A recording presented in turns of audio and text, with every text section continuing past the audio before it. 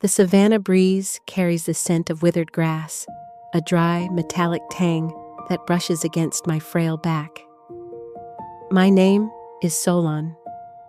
In the ancient tongue, it means the wise one, but in the early days of my life, it was a name whispered in pity. Weakness was the burden I was born with. It seemed I had started my journey with the hardest script imaginable. While other cubs were born to pounce, I was born simply to endure. Driven by a raw, primal hunger, I instinctively drew near my mother, seeking the warmth and sustenance that only she could provide. But her response was a cold, fierce growl that pushed me into the dirt. I didn't understand it then. I didn't know that the law of the wild is a heartless judge. It forced her to prioritize the strong to ensure the pride's survival. In the shadow of her rejection, I learned my first lesson. Mercy is a luxury the wilderness rarely affords. Watching my brothers and sisters drinking milk in mother's arms, their tiny paws kneading her fur, I could only curl up in the shivering grass. I realized for the first time, I was abandoned. Not by distance, but by a circle I couldn't enter. The feeling of being left outside that circle is my very first memory of the world. A cold, hollow ache that no sun could warm. I watched them play from afar with envy, their golden bodies tumbling in the dust. In the grip of hunger and thirst, I grew weaker by the day, a ghost wandering the edges of life. I could only lick the dew from the leaves just to keep the embers of my spirit going. Every drop was a battlefield, every sunrise a challenge to my right to exist. On the day of migration, the sun scorched the earth until the horizon shimmered like a dying dream. The pride began to move, a golden tide of muscle and bone. I fought with every ounce of my will to keep up, but my trembling legs betrayed me. I was swallowed by a tide of exhaustion, watching those golden silhouettes vanish into the shimmering heat of the horizon. The silence that followed was heavier than the heat itself. I staggered forward, tracing a faint scent left by my family, a scent of dust and home that was slowly fading. I cried out with a tiny voice, "Mother, where are you?" I waited for a tender reply, but there was only the mocking echo of the endless wilderness. The savanna doesn't answer cries, it only listens for the heartbeat of the survivor. The pride. My throat was a desert, my belly a cavern of fire. I stumbled into a muddy pit and, in desperation, swallowed the bitter silt. That bitterness didn't break me. It became my strength to endure. I realized then that to survive, I had to swallow the bitterness of the earth itself. I reached the riverbank, but I was too slow. The water was a roaring barrier between me and my kin. I stood helplessly, watching the others being carried across by mother, their safety assured by her strength. I trembled with fear, the current looking like a giant waiting to pull me down. I told myself over and over, I must not be left behind, not again. I leaped into the freezing water.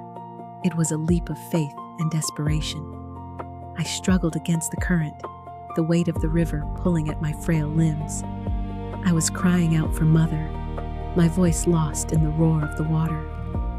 I knew only if I screamed loud enough, would she hear me? Would she turn back to find her child in peril? Or would the river claim another small soul? In that moment of absolute peril, a shadow fell over me. Mother appeared. She didn't growl. She didn't hesitate. She gently but firmly clamped her jaws onto the scruff of my neck. Floating in the air, held by her strength, I felt her warmth for the first time. It remains the sweetest memory of my life, the moment I was no longer a ghost, but a son. but the wilderness is a fickle mother. Once she placed me on the safe grass, she turned away to feed the others, her gaze returning to that cold, calculating distance. It hit me then. I was abandoned, again, not by her presence, but by her necessity. Her love was so brief, I could no longer tell if it was reality or just a dream born of exhaustion. I gathered my courage to approach her once more, longing for the touch I had just tasted. But I was met with a cold, sharp growl. This growl was different. It shattered my last lingering hope. It was a command, a brutal shove, forcing me to learn how to stand on my own. It was her way of saying that she could save me from the river, but she couldn't save me from life.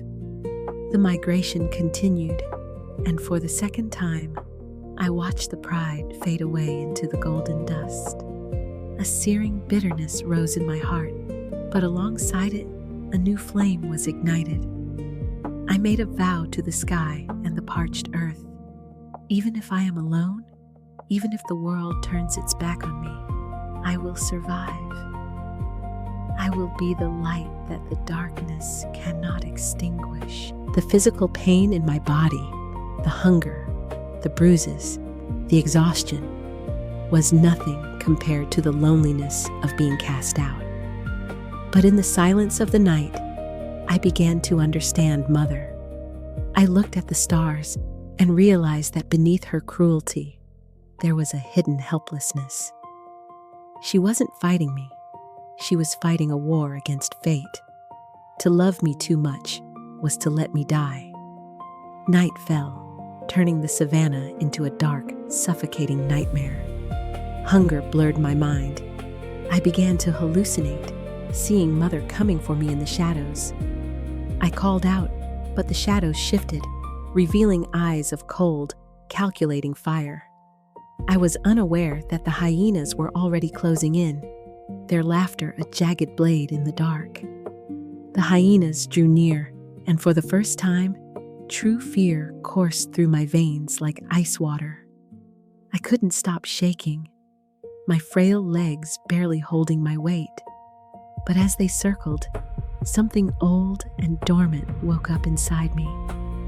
At the limit of my strength, I didn't whimper. I roared. It was a tiny roar, but I clung to it with every last ounce of my dignity. Just as I resigned myself to death, expecting the first bite, a roar tore through the night, a sound so powerful it seemed to shake the very stars. Mother appeared. She didn't look like a mother. She looked like a divine warrior, a golden storm of fury. Her instinct had finally triumphed over the cold law of survival. She could not and would not let her child perish. Back by her side, we drove the hyenas away together. In the aftermath, as the dust settled, I looked into her eyes. For the first time, they held a long-lost tenderness, a softening that told me the war was over. I finally understood the deep, agonizing love she had been forced to hide beneath her mask of iron. While Mother rested under the cooling moonlight, I nervously drew near, and a miracle happened. She didn't growl. She opened her arms. I finally tasted the milk I had longed for, feeling her gentle touch and the warmth I had missed for so long. In that shared heartbeat, the wounds of abandonment began to heal.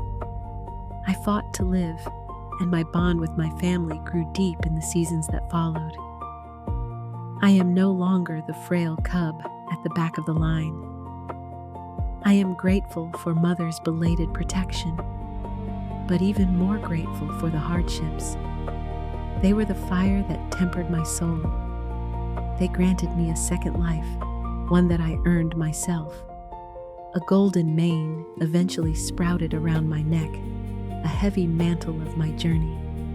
My muscles grew strong, hardened by the miles I had walked alone. I shed my frailty like a dead skin and became a true warrior, ready to face any foe and protect the home I once feared I would lose.